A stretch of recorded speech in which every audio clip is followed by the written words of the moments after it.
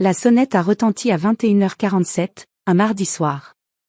Je me souviens de l'heure exacte parce que je venais tout juste de mettre ma série en pause pour aller chercher une autre tasse de thé, et l'horloge du micro-ondes semblait se moquer de moi tandis que ce bourdonnement sec et insistant traversait mon appartement. 2 policiers se tenaient sur le seuil de ma porte. La plus grande des deux, une femme aux yeux bienveillants et aux cheveux grisonnants tirés en arrière, leva son badge. L'agent plus jeune à ses côtés avait l'air mal à l'aise, passant son poids d'un pied à l'autre comme s'il aurait préféré être n'importe où ailleurs. Gutant Laban. Êtes-vous Katharina Hoffmann? Mon estomac se noie. Oui, c'est moi. Nous avons reçu un appel concernant un trouble domestique. Pouvons-nous entrer? Pendant une seconde, je restai figé, mon cerveau essayant de suivre. Un trouble domestique? Je vivais seul. Puis la réalité me frappa comme une douche glacée. Lena. S'il vous plaît, dis-je en m'écartant. Entrez. Je crois savoir de quoi il s'agit. La policière, l'agent Schneider, comme elle s'était présentée, entra lentement, son regard balayant mon petit appartement. Tout était calme. Paisible. La télévision figée en plein milieu d'une scène, mon thé refroidissant sur le plan de travail, mon chat Fritz lové sur le canapé comme si rien au monde ne pouvait mal tourner. Nous avons reçu un appel d'une certaine Lena Hoffmann, dit prudemment l'agent Schneider. Elle affirme que vous êtes devenue agressive avec elle plus tôt aujourd'hui. Que vous l'avez menacée lorsqu'elle est venue récupérer de l'argent que vous lui deviez. J'ai éclaté de rire. Pas parce que c'était drôle, mais parce que l'audace de ce mensonge était si absurde qu'elle dépassait la colère pour tomber directement dans l'incrédulité. Elle a dit que je lui devais de l'argent? L'agent plus jeune fronça les sourcils. Madame, si vous pouviez juste. Non, attendez, dis-je en levant la main. Mon cœur battait à tout rompre, ce mélange familier de rage et de douleur que seule la famille sait provoquer. Laissez-moi deviner.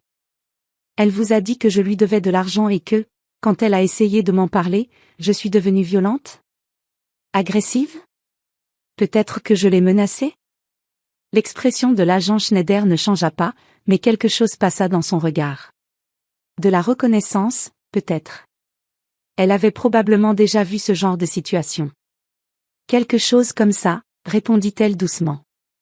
Je fermai les yeux et pris une profonde inspiration. 4 mois. 4 mois de messages, d'appels, de culpabilisation et de manipulation. 4 mois durant lesquels ma petite sœur avait tout essayé pour me soutirer 15 000 € afin de couvrir des dettes qu'elle avait elle-même créées. Et maintenant ça. Elle ment, dis-je calmement. Et je peux le prouver. Je me dirigeai vers mon bureau, dans le coin du salon, et sortis mon ordinateur portable. Mes mains tremblaient, non pas de peur, mais de cette colère particulière qui surgit quand quelqu'un que vous avez aimé, protégé toute votre vie, essaie de vous détruire. Lena n'est pas venue ici aujourd'hui, dis-je en ouvrant l'ordinateur. En fait, je ne l'ai pas vue en personne depuis plus de 2 mois. Mais j'enregistre nos conversations téléphoniques. Toutes, sans exception. L'agent Schneider haussa un sourcil. Vous enregistrez vos conversations avec votre sœur? J'ai commencé il y a 3 mois, répondis-je en ouvrant le dossier. 42 fichiers audio. Après qu'elle m'a menacé de ruiner ma réputation si je ne lui donnais pas d'argent. Après qu'elle a dit à toute notre famille que j'étais sans cœur et cruelle. Après qu'elle a fait une scène sur mon lieu de travail. Les policiers échangèrent un regard. Le plus jeune sortit un carnet. Pourquoi votre sœur prétendrait-elle que vous lui devez de l'argent? Demanda l'agent Schneider. Je ris de nouveau, ce rire amer. Parce que la vérité ne joue pas en sa faveur. La vérité, c'est qu'elle doit de l'argent à tout le monde. Y compris à moi. Mais si elle peut inverser les rôles, se faire passer pour la victime et me transformer en méchante, alors peut-être que les gens auront assez pitié pour l'aider. Revenons un peu en arrière. Lena est ma sœur cadette. Elle a 3 ans de moins que moi, mais à la façon dont nos parents l'ont toujours traitée, on pourrait croire qu'il y en a 10. Le bébé. Celle qui ne pouvait rien faire de mal.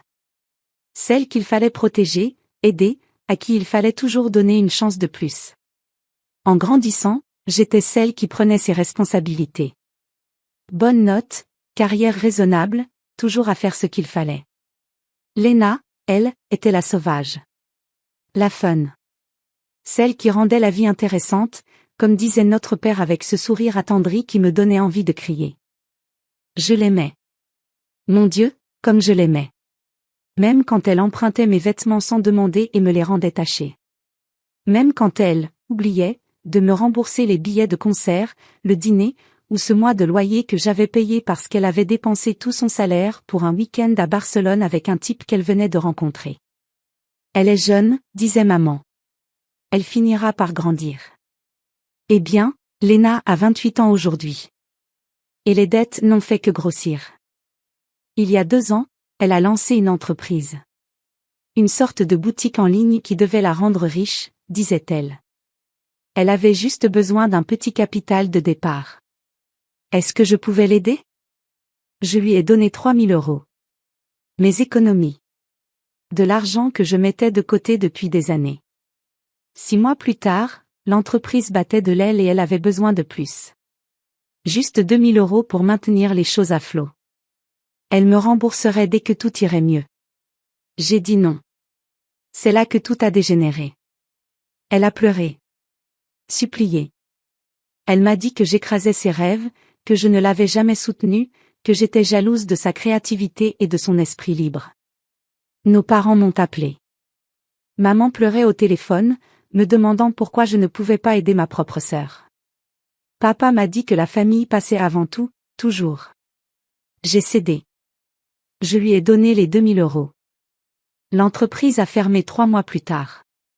Léna est passée à autre chose, un projet de photographie, une carrière d'écrivaine indépendante, un plan pour devenir influenceuse sur les réseaux sociaux. Chaque idée nécessitait de l'argent. Chacune a échoué. Et puis il y a eu la grosse affaire. Il y a 8 mois, Léna s'est retrouvée dans de sérieux ennuis. Elle avait contracté des prêts auprès de sources peu recommandables pour financer son train de vie. Sac de créateur, dîner coûteux, voyage qu'elle documentait en ligne pour entretenir sa marque. Les intérêts se sont accumulés. Les appels ont commencé. Elle devait 15 000 €. Et elle s'attendait à ce que je paie. C'est en partie de ta faute, m'a-t-elle lancé au téléphone, la voix pleine d'accusations. Si tu m'avais soutenu dès le début, si tu m'avais donné assez d'argent pour vraiment réussir, je ne serais pas dans cette situation. Je lui ai dit non. Absolument pas. Je lui avais déjà donné 5 000 € au fil des années, de l'argent que je ne reverrais jamais. J'avais ma propre vie, mes propres factures, mon propre avenir auquel penser. C'est alors que la campagne a commencé. D'abord, la pression familiale. Léna a dit à nos parents que je l'abandonnais, que j'avais largement les moyens et que j'étais simplement égoïste. Peu importait que je vive dans un minuscule appartement et que je conduise une voiture de 12 ans. Peu importait que j'économise depuis des années pour peut-être, un jour, acheter un petit chez moi. Maman m'a appelé en pleurant. Papa m'a appelé, déçu. Ma tante m'a envoyé un long message sur la loyauté familiale. Mon cousin a publié quelque chose de vague sur Facebook à propos des frères et sœurs présents seulement quand ça les arrange. Je suis restée ferme. Puis Léna s'est présentée sur mon lieu de travail. Elle a débarqué dans le bureau où je travaille comme comptable, en pleurant, en faisant une scène. Mon patron a dû lui demander de partir. J'étais mortifiée.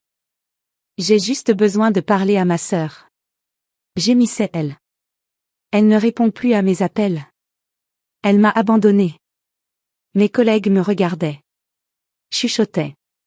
Je suis devenue, cette personne, celle avec les drames familiaux compliqués. J'ai changé de numéro de téléphone. Je l'ai bloqué sur les réseaux sociaux. J'ai commencé à me garer ailleurs pour qu'elle ne puisse plus m'attendre près de ma voiture. Et j'ai commencé à enregistrer toutes les conversations. Parce que je connaissais Léna.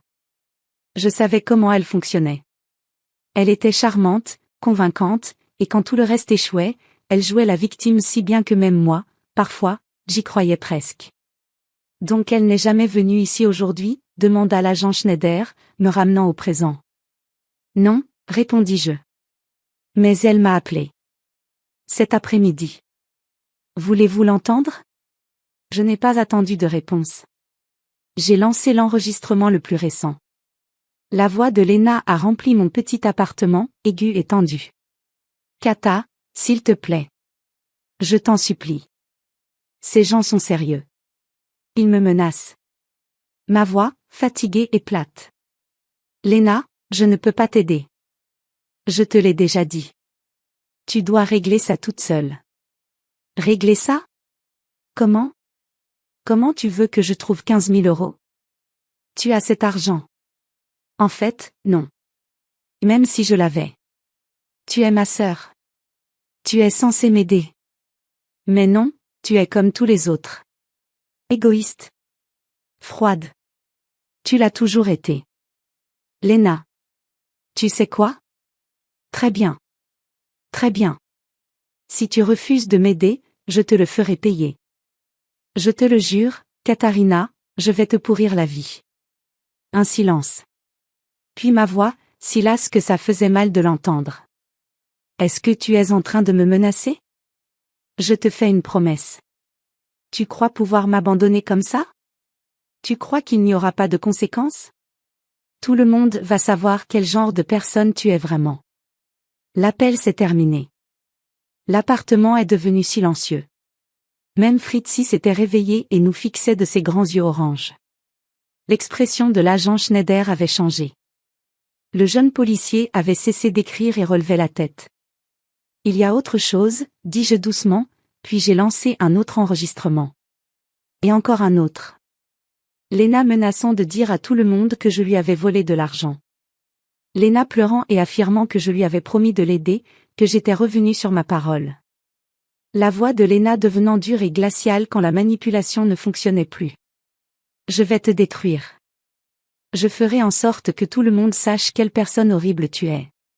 Et puis le dernier. De cet après-midi, quelques heures seulement avant l'arrivée de la police. Très bien. Tu ne veux pas me donner l'argent? Je le prendrai autrement. Regarde bien. J'ai arrêté l'enregistrement et regardé l'agent Schneider. Elle vous a appelé parce qu'elle pensait qu'en me dénonçant la première, en me faisant passer pour l'agressive, vous prendriez son parti, dis-je. Elle croyait pouvoir manipuler la police comme elle a manipulé tout le monde. L'agent hocha lentement la tête. Vous a-t-elle déjà menacé physiquement? Seulement ma réputation. Ma tranquillité d'esprit. Ma relation avec ma famille. Je refermai l'ordinateur portable. Mais non, jamais physiquement. Lena est trop intelligente pour ça. Elle sait comment faire mal sans laisser de traces.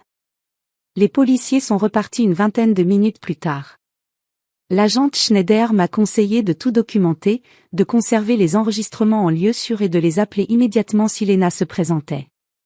Elle m'a aussi suggéré d'envisager une ordonnance d'éloignement si le harcèlement continuait. Alors qu'il sortait, elle s'est retournée. Pour ce que ça vaut, Frau Hoffmann, vous avez fait ce qu'il fallait. Poser des limites n'est pas cruel. C'est nécessaire. J'ai fermé la porte et m'y suis adossée, les jambes soudain faibles. Mon téléphone a vibré. Un message d'un numéro inconnu, sans doute Lena utilisant le téléphone de quelqu'un d'autre. Tu le regretteras. Ce n'est pas fini. J'ai bloqué le numéro et me suis assise sur le canapé. Fritzi a immédiatement grimpé sur mes genoux, ronronnant, totalement indifférent aux drames humains. Le problème avec la famille, c'est qu'on nous apprend que ça doit être inconditionnel. Les aimer quoi qu'il arrive. Les aider quoi qu'il arrive. Leur pardonner quoi qu'il arrive. Mais que se passe-t-il lorsque ce « quoi qu'il arrive » vous coûte tout? Votre paix, vos économies, votre réputation, votre santé mentale? Je repensais à toutes ces années où j'avais été la responsable. La fiable. Celle qui réparait les dégâts, trouvait des excuses et se sacrifiait parce que c'est ce que font les bonnes sœurs. Et je pensais à Lena, probablement au téléphone à cet instant avec nos parents, en train d'inventer une nouvelle version. Comment la police ne l'avait pas cru? Comment je les avais, d'une manière ou d'une autre, trompés? Comment j'étais pire que tout ce qu'elle avait jamais imaginé?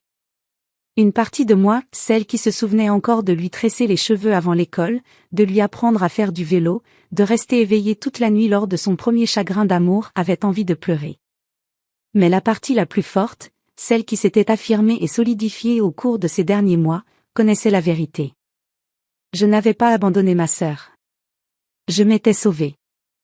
3 jours plus tard, j'ai reçu un appel de maman. Elle pleurait, mais cette fois, c'était différent. Lena nous a raconté ce qui s'est passé avec la police, dit-elle. Elle a dit que tu avais enregistré ses conversations privées. Elle a dit que tu l'avais trahi. J'ai attendu. Mais papa a parlé à l'agente Schneider. Elle lui a dit certaines choses. La voix de maman se brisa. À propos des menaces. De sa venue sur ton lieu de travail. Des dettes. Maman. Pourquoi ne nous as-tu pas dit à quel point c'était grave? Je fermais les yeux. Est-ce que vous m'auriez cru? Silence.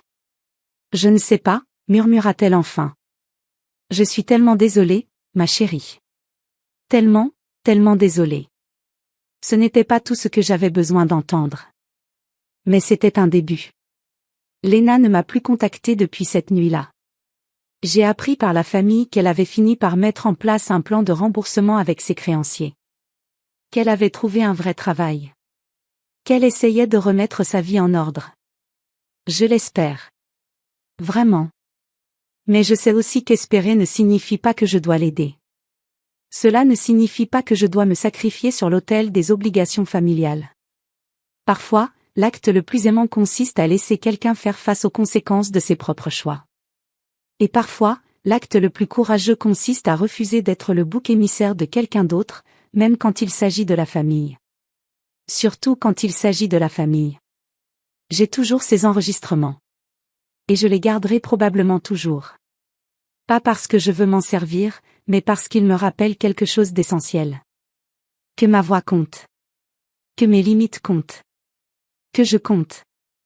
Et aucune culpabilité, aucune manipulation, aucun faux rapport de police ne pourra m'enlever ça. La sonnette ne me fait plus sursauter.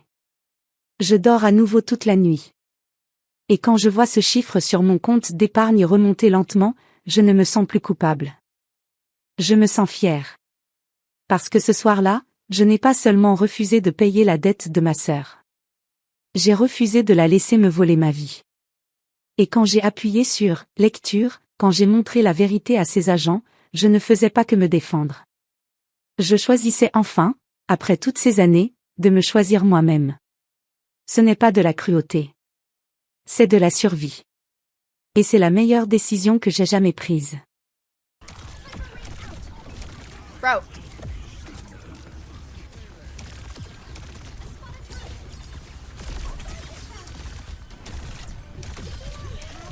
Hello?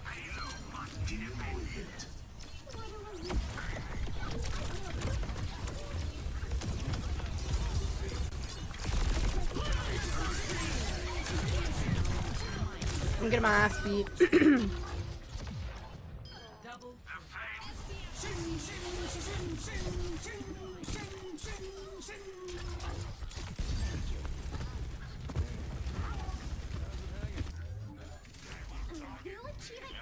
That did feel like a 6v6 torpedo, you're so right.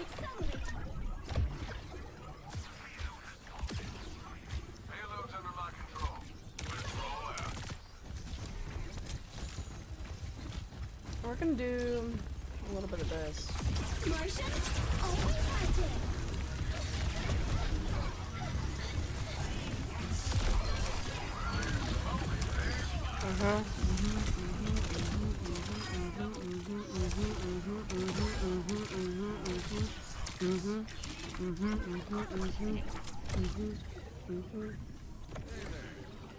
Hey! Don't stop! Get into it! Yeah!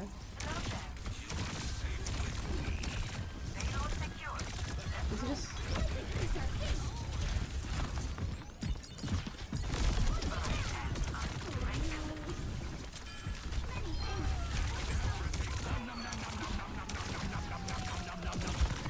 Nom nom nom nom nom nom nom nom nom nom nom nom nom nom nom.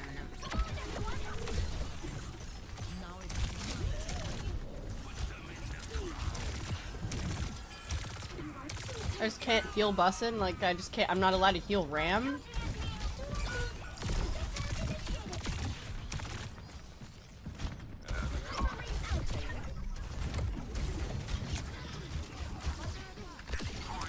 the hell?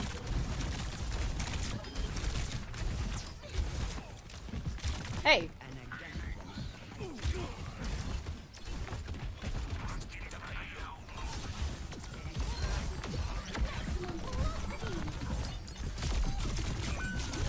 Wait, Hanzo's the one. I can't aim. He's perma anti, but he has way more health. It's so stupid.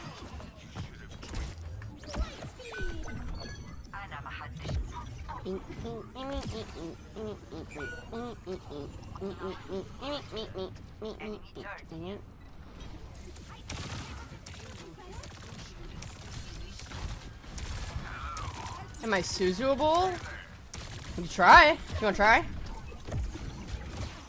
Oh my god, I just launched myself. I'm going to imagine it doesn't work, but if it does, that would be cool. Nope. Nope.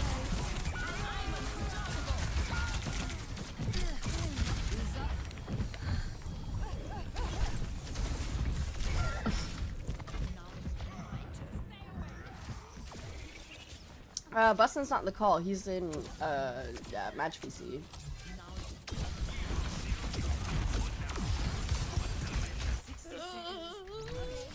Hello.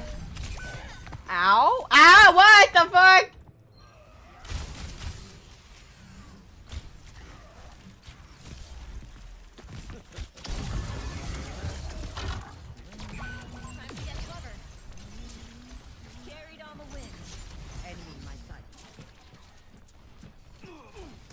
Oh, he has like 1,000 HP. Okay. yeah, that shit doesn't work.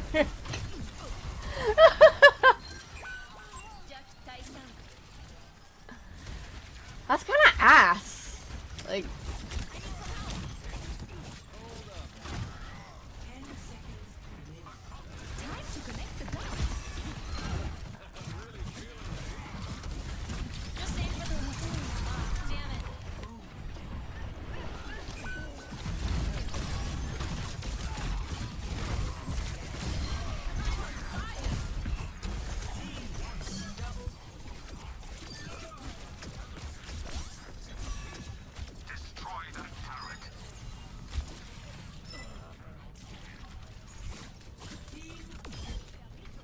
Bussin'. He's just 1 HP.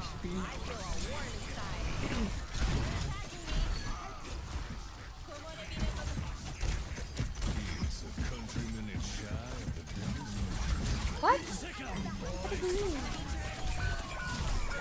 Oh, yeah. Oh, yeah.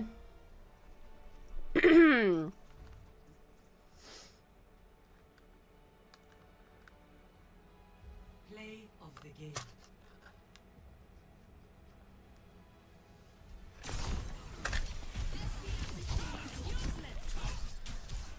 Is Cookies ready?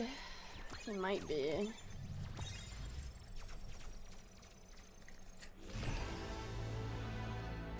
Yay! Do we get loot cases? I want loot case. No. No loot case. Okay.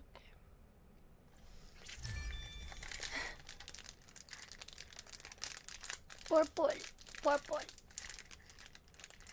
The cardboard title? Oh yeah, you have to play like a fuck ton of games, right?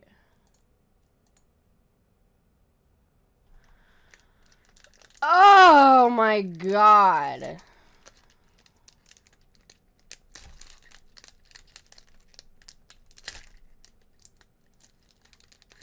I kind of want it though. It's kind of cute. Oh, voice lines? I know.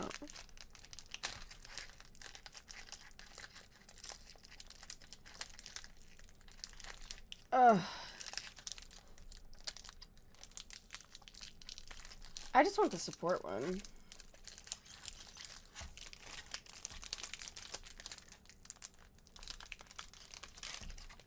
Sorry. Sorry, I'm getting my snack. I'm confused if I should wait for cookies. Because he said he was ready, but now he's deafened. So I don't know. He's live? Okay, then. Boy.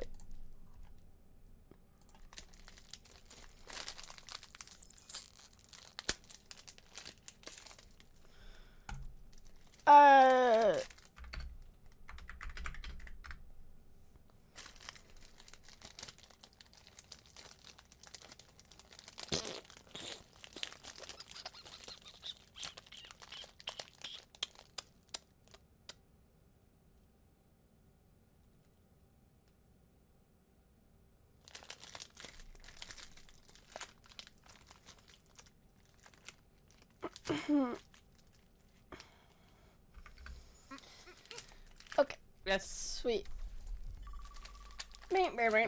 On screen in the house? Where?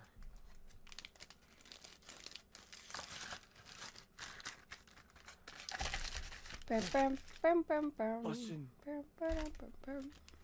What? Listen.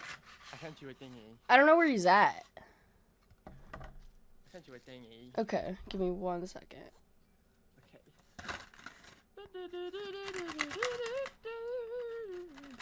Well, we're not Oh, yet. bye, look. You guys are all tucked into bed? Traveling to Lumina. Just wake it up. Alright, who's funny? Domino's fun. Who's even funnier? Hero stuff. Genji's really good.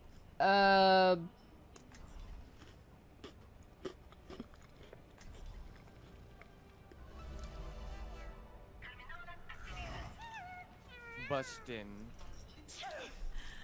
Whew, I think my allergies are acting up. Stay cunty for me? Of course. Oh, he said drag me in. Wait. No Hey, wonder. boy. Hey, boy. Hey, horse boy. Oh my god. Justin, you Bustin', guys. and Toygar. Oh my gosh, Jetta got a PC. What? Hello. Can I pin forever? No, you get pinned for 10 seconds. That's all? What's fun about trying that? You can pin everyone. Jetta, do you want to play games with me like every day? I can pin everyone? Uh-huh. Oh. Attack commence. Oh!